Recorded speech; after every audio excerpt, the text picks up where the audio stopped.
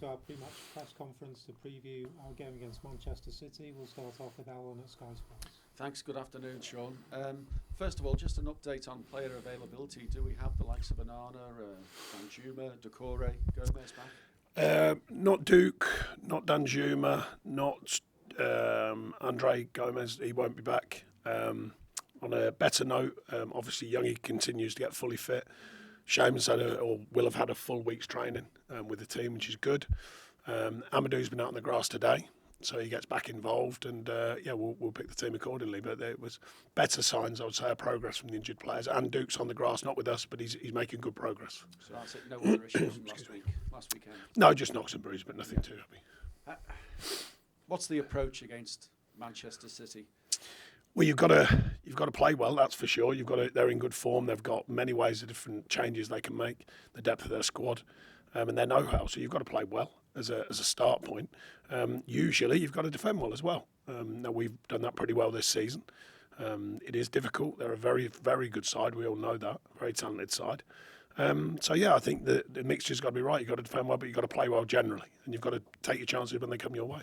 Excuse me. Does it go without saying this is the most difficult task of all, given that they've scored in 57 home games on the run? Look, the Premier League's difficult anyway, but I think it's fair to say over the last number of seasons they've shown their prowess, and like I say, they do the hard yards as well. I mean, they work hard as well as being a fine football side. So, there's a lot of good to like about them, but you've got to play them all. So we'll certainly go there and take it on.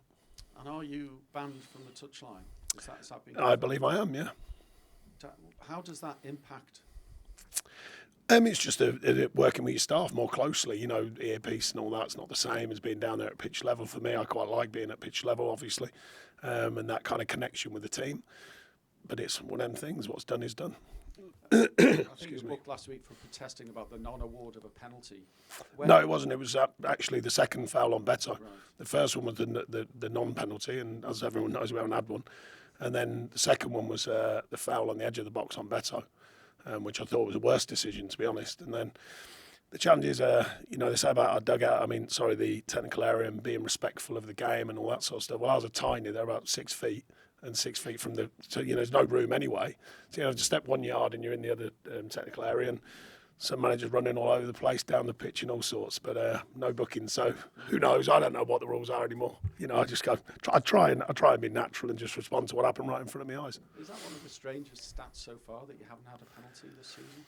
You're the only. Well, it must be up amongst them, because we've certainly had enough calls for them.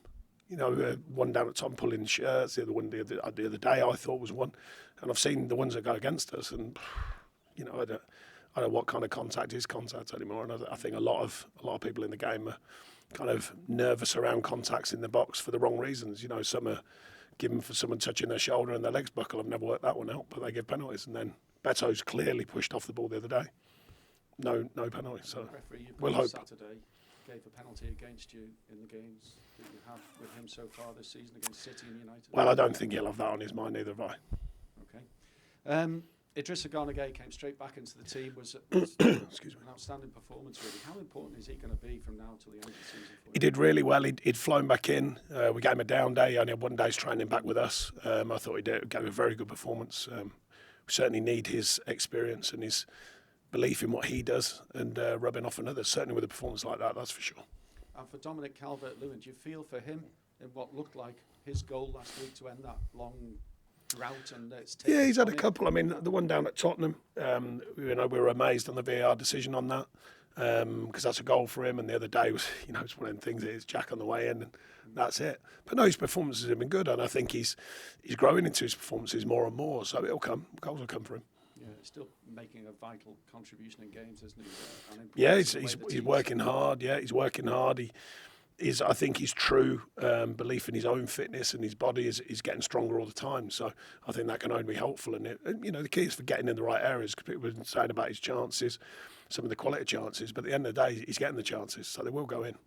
And any feedback regarding the appeal that's ongoing? I know we're expecting a decision this month, possibly by the end of next week. Yeah, that's just broad guidelines on the appeal, as you suggest, but no news. So nobody whispers in your ear first, or no, they didn't last time, so I don't know why that'd change. Right, so still hopeful. We'll just wait and see. I can't be judging that. Nothing to do with me once it's in their hands. Thanks very much. Good Thank luck. you. Thanks, I will go to Dana, Premier League prediction. Sean, good to see you. 3 back-to-back Premier League draws. Do you feel the hard yards are being made and it is moving towards what will be complete afternoons that return 3 points? Well, I think we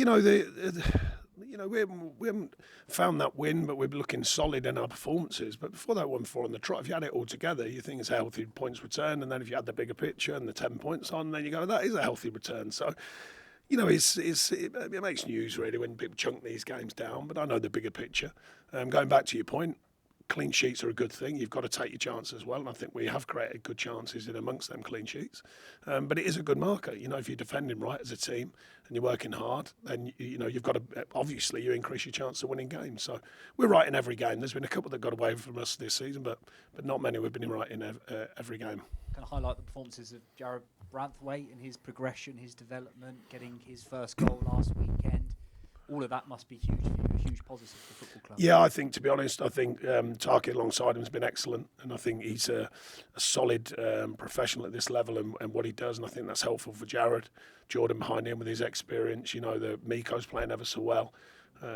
We've had a few injuries at right back, but when required, different people have done well on that, and the unit's been strong. So I think that's helped Jared, but he's certainly enjoying his football, and that's what we want him to continue doing. And great for him to get his goal last week. I know you were really pleased with how your side mixed it up against Spurs last weekend. Your threat from set piece is obvious, but how your side pressed as well.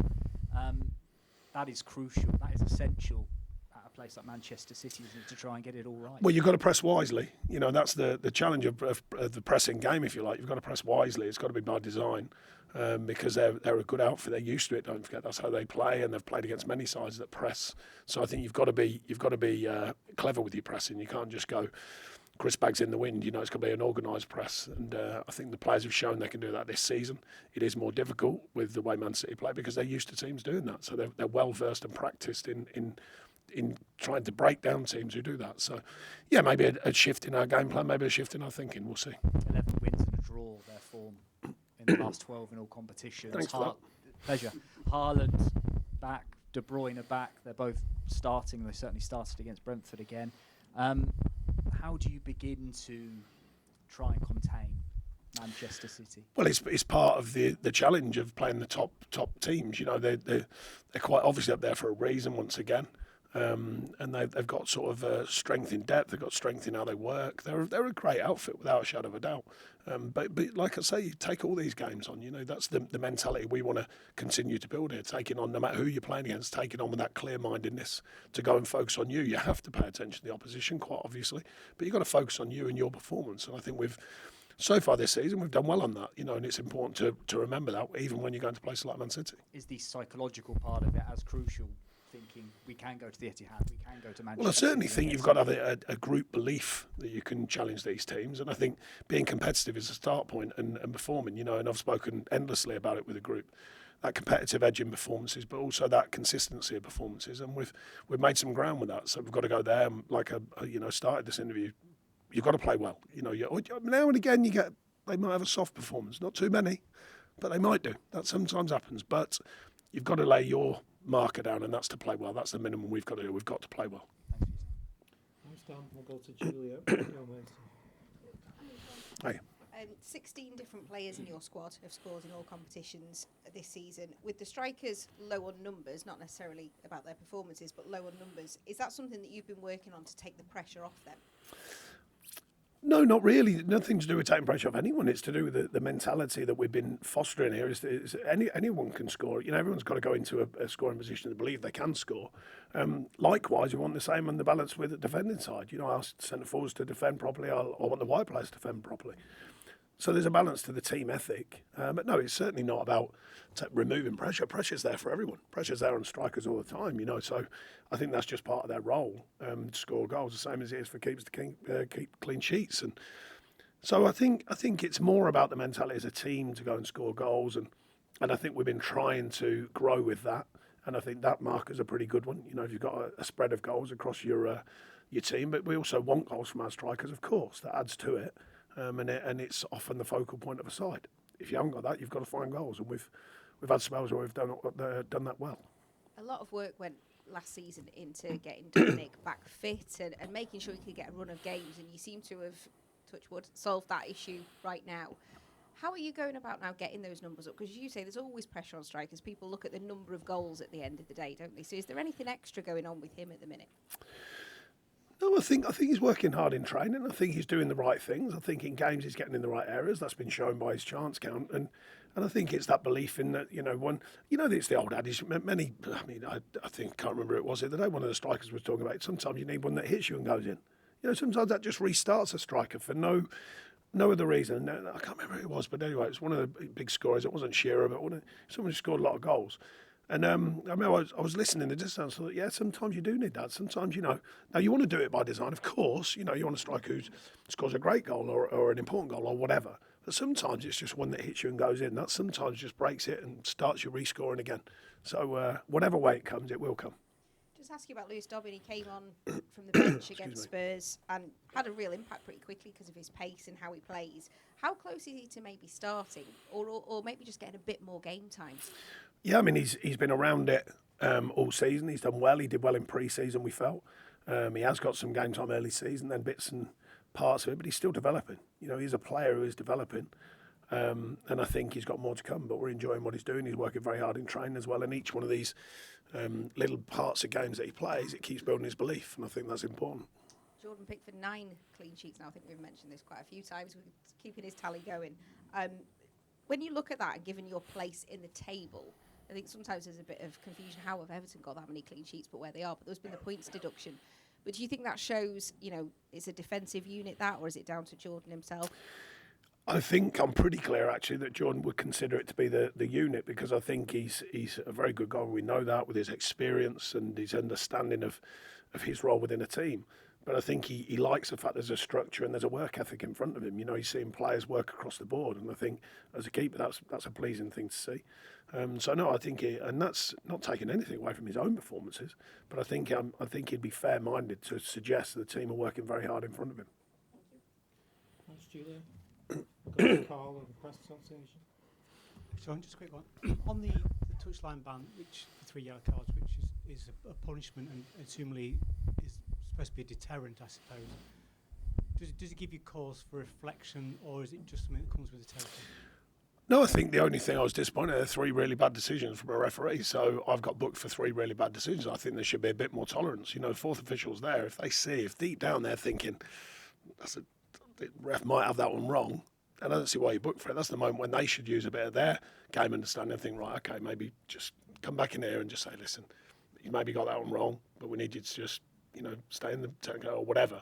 I think that can be a calming down moment. I didn't think I should get 3 yellow cards for them moments because they are factually bad decisions. So sometimes it's a human response, when you see a decision, especially when in tight games and, excuse me, the important ones. Canate away at Liverpool. I think everyone in the stadium knew what was going to happen. It didn't. I get booked for that. The one the other day, I think everyone in the stadium can see a possible penalty. Can't decide for sure, but a possible penalty doesn't even get looked at. And then 30 seconds or a minute later, another foul on the edge of the box, which is an absolute foul. So then you go, well, it's a human response. Maybe I would suggest the force on any given occasion could probably realise that. You don't have to agree with me, but they could maybe go, right, okay, just slow yourself down, get back in, just calm the moment down. Whereas if you're going outside your box, doing whatever you're doing all the time, then that's different. That's of your own fault, your own accord. But not when it's something like that, I don't feel. There's a lot of talk about improvements to be made to VAR, but is that an area in the relationship that happens between the fourth official and managers or officials and managers? And you talk about human response. Is that an area that can still be improved? Well, it's like all of it at the minute. I think the thing that we're all questioning is just consistency and parity. The different ways of officiating. Of course, we're all human. They're going to have different ways, but there's so many different ways of games working at the moment with the referees' performances and with the idea of this technical area. One lives more than others. You see managers running up and down the line, I don't know, cheering goals or whatever they do, and nothing's done. So then you go, well, which one is it then? So I think it's more just the rules have got to be the same for everyone. I think that's the key. Thanks, Carl. Any further questions in the open section before we move on? No? Okay, thank you. Thank you. Cheers. It's